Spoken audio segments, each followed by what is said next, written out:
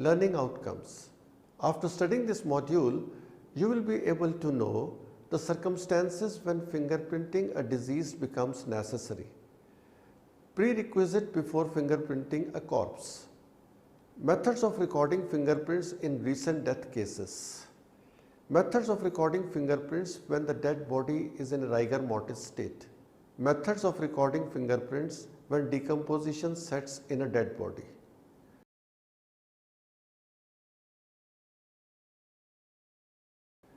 Introduction. Obtaining fingerprints for identification is a long established law enforcement practice. When this practice started, it was most common to use printer's ink and apply it to the fingers, which were then pressed onto paper cards. Later, specialized inks were employed to improve the quality of the prints obtained. While ink is still used today, many agencies are now using computer live scan methods to record reference prints. One of the challenges in obtaining reference prints has always been how to obtain them from the deceased. Ink has often been used with success, but it can be difficult, especially with Rigor stiffened or mummified fingers. Live scan is not a practical option, at least not until someone develops a portable scanner. In episodes of mass disaster and in many cases of homicide and drowning, the dead bodies of the victims are beyond recognition. At times, decomposition and animal scavengers may alter a body's condition to an extent that visual identification becomes impossible. Under these conditions, post-mortem fingerprinting becomes necessary. Depending on the circumstances leading to death, as well as the extent of post-mortem changes like rigor mortis, deterioration and dehydration, the friction-rich detail of a corpse are less clear as compared to those of a living person. Hence, post-mortem fingerprinting is more cumbersome than ante-mortem fingerprinting. The post-mortem fingerprinting should be carried out only after the pathological examination of the dead body is over. Otherwise, the scrapings from the fingernails becomes contaminated with ink or powder, rendering their analysis difficult. Preliminary requisites. There are several methods now being used in the fingerprinting of deceased persons. Examples are the folded card method or the use of special equipment such as the post-mortem spoon. In the more difficult cases where the body has partially decomposed or mummified, a special preparation may be required before suitable inked impressions are obtainable. In some of the situations that may confront the technician, he may be dealing with a body in a state of advanced decomposition, where the epidermis loosens itself from the inner layer of skin or dermis. The friction skin may have been exposed to severe heat or submerged for prolonged periods of time in water. The fingers may have dried out, become mummified, macerated, etc.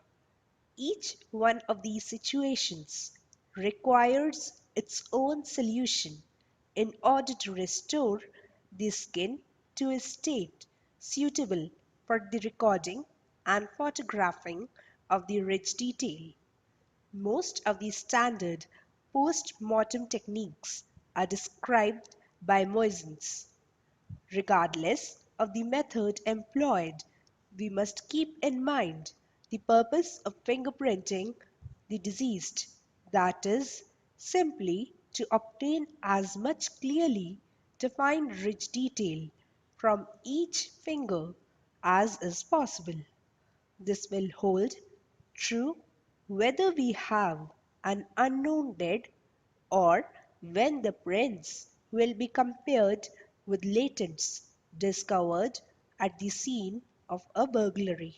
Before recording the fingerprints of the deceased, a visual examination of the hand is conducted so as to determine whether the subject's hands are clean or soiled. In case the hands are coated with dirt, debris, or any other contaminant, the fingers are first cleansed. Care must be exercised that the ridges are not compromised during cleansing. The hand is dipped in soapy water or alcohol depending on the nature and extent of adhering material. The fingers are then carefully dried to eliminate moisture on the ridges. This step is necessary since there is no body heat to aid the drying. To achieve this, the fingers are blotted with a clean, lint-free paper towel or cotton wipes impregnated with isopropyl alcohol may also be used. At times, the hands may be immersed in hot water for a few minutes. This not only enables the skin to dry quickly, but also makes the fingers more flexible. Alternately, a hair dryer may be used to eradicate moisture on the fingertips. Thereafter, mid-range photographs of the hands and close-up of each digit are taken. Next, the method of recording the fingerprint has to be decided.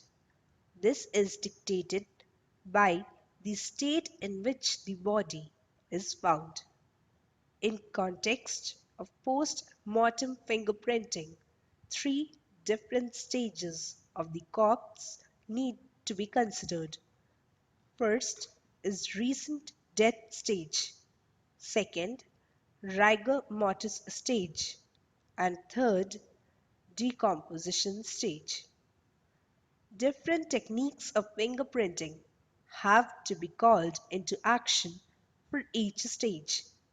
Whatever be the methodology being adopted, it must be kept in mind that a single fingerprint of any one digit may not serve the purpose, since, due to the wrinkles and depressions in the skin, an optimum quality impression may not be obtained despite reconditioning of the finger. Therefore, unlike ante-mortem fingerprinting, multiple finger impressions should be recorded for each digit during post-mortem fingerprinting. Combining the information obtained from several imprints of the same finger may lead to the identity of the corpse. Next, we move on to stage 1 or recent death.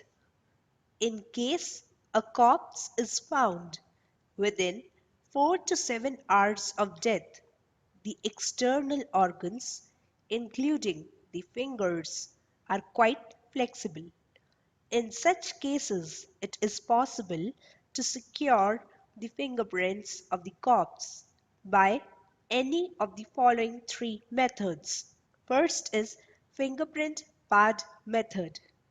As in case of ante-mortem fingerprinting, the imprints of a corpse may be recorded using a fingerprint pad.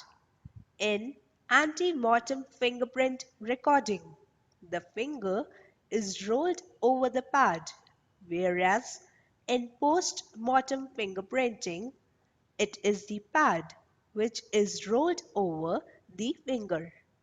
For this purpose, it is more convenient to use a single-digit fingerprint pad rather than a large conventional one.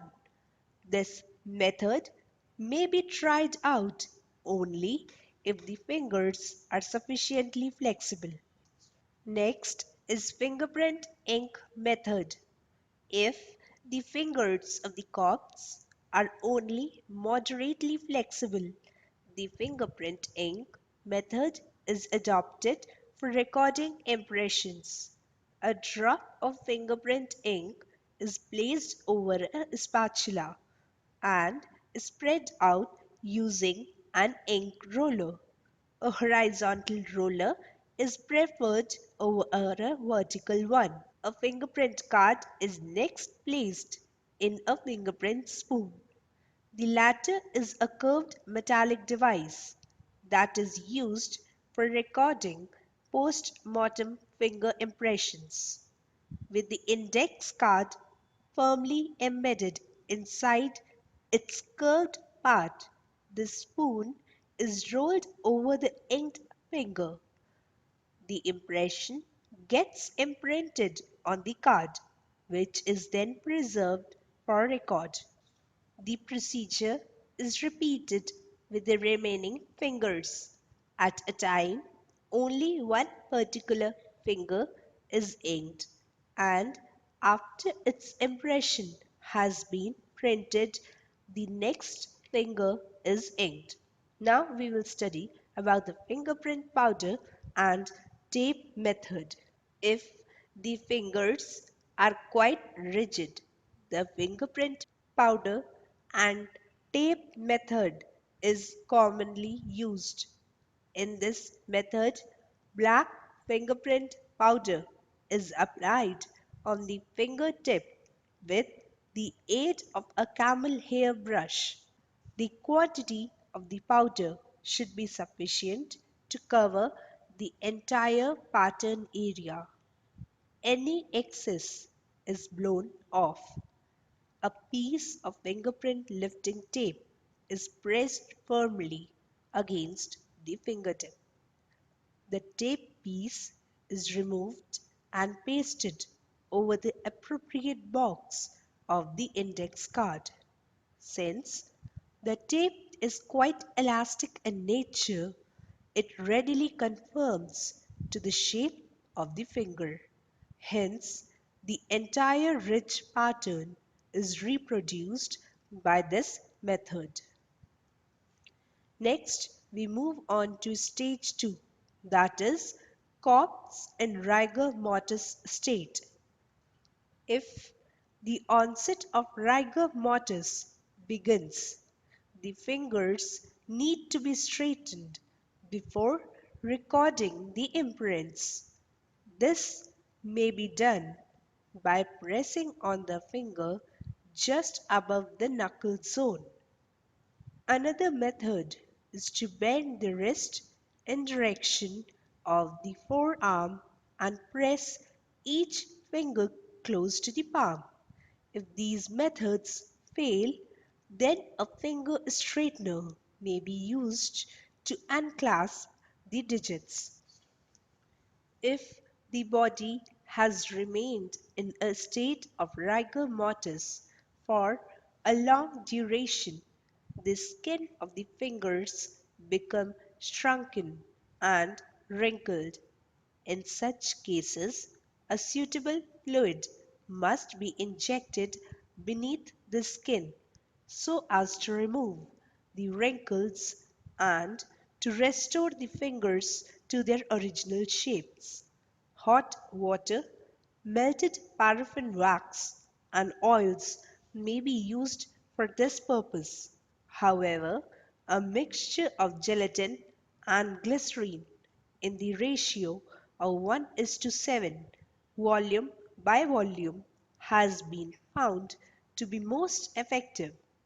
The heated mixture is hypodermically injected beneath the finger tissues.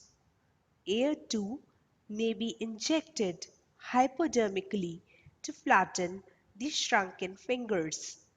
The needle is inserted at the extremities of the longitudinal axis of the finger, about 4 to 5 millimeters below the fingertips, about 1 to 1.5 ml of air is injected to inflate the tissue. The needle is quickly withdrawn and massaging closes the perforated spot. If the dead body has been exposed to hot climate for a long time, the fingers become very hard and dry. In such cases, the digits are amputated. This is generally done with the aid of a bone spine. The amputated fingers are soaked in an aqueous solution of potassium hydroxide. Each finger is immersed in a separate vessel. The strength of the solution may vary from 1.5 to 3% depending on the condition of the corpse. Once the fingers have been restored to their original lengths, these are removed from the solution. This may take 4 to 10 hours. The amputated fingers are then washed with distilled water and then soaked in 1% formaldehyde solution. Concentrated alkali solutions should be avoided for rehydrating the fingers since these tend to damage the ridges. Therefore, it is better to soak the fingers in a weaker alkali like ammonium hydroxide than in a stronger one like potassium hydroxide. The digits are immersed in a 50% solution of ammonium hydroxide for 24 hours, in 75% solution for the next 24 hours, and in 100% solutions for further 24 hours. Using this method, it was possible to identify a man who had been killed 3 months earlier and whose body had been dumped in a rubbish heap.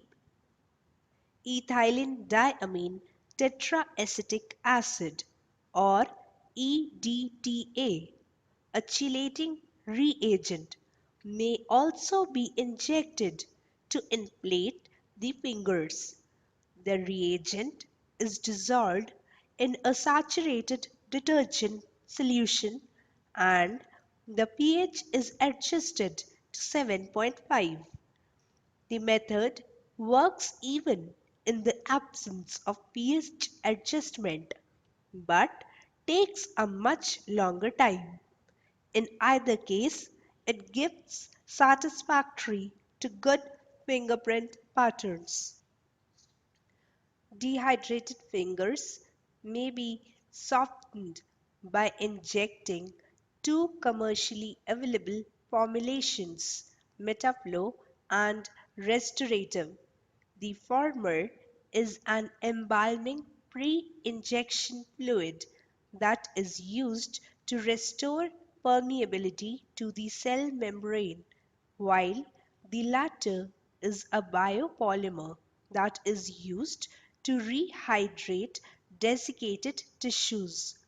The mixture is beneficial in that it neither damages the ridge details nor requires extensive monitoring. Leaving the digits immersed in the test solution even after optimum level of softening has occurred does not impair the ridge characteristics. By this method, it was possible to identify a 14-year-old girl child whose body was recovered in a wood almost 2 months after she died. Irrespective of the manner in which fingers are restored, the prints are recorded by the fingerprint pad method or fingerprint ink method or fingerprint powder and tape method. These methods have been enumerated in the previous section. Now we will study about the stage 3 or corpse in a state of decomposition. Cases in which the skin of a corpse has started decaying are the most difficult ones to handle as far as retrieving of fingerprints is concerned. In such cases, normally only a small part of the rich pattern persists. The pattern bearing skin of fingertips is peeled off and placed in a solution of formaldehyde. The skin fragment of each finger is immersed in a separate container. Formaldehyde not only retards further decomposition of the skin fragment but also hardens it so that subsequent recording becomes easier. The person authorized to take fingerprints wears gloves and places skin pieces on his own fingers. Thereafter, the rolled impressions are recorded using fingerprint pad method. In some cases, the outer surface of epidermis is broken down and the rich characteristics are blurred. However, the rich design on the undersurface of the skin may still persist. In such cases, the skin is first loosened from the flesh by boiling in water. Thereafter, the skin is peeled off and placed on a cardboard with inner surface turned outward. The ridge pattern is now reverse of the original. A better way is to take a cast of the underneath skin and then print from the mold. In extreme cases, the tissue may be decomposed so badly as to preclude removal of skin. X-ray photographs of the fingertips often reveal the rich pattern in such cases. An opaque material such as barium sulfate or lead carbonate is injected in the inner surface of the fingers, which are then X-rayed. The photographs display the bony structure of the fingers in addition to the rich details.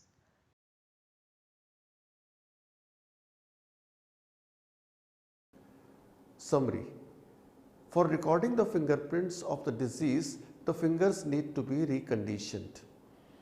The method of reconditioning depends on the state in which the corpse is recovered. There are three methods by which the finger impressions are generally retrieved: fingerprint pad method, fingerprint ink method, and fingerprint powder and tape method. In ante-mortem fingerprinting, the subject has to be conditioned himself or herself with respect to recording paraphernalia. In post-mortem fingerprinting, it is the equipment that has to be manipulated with respect to the subject.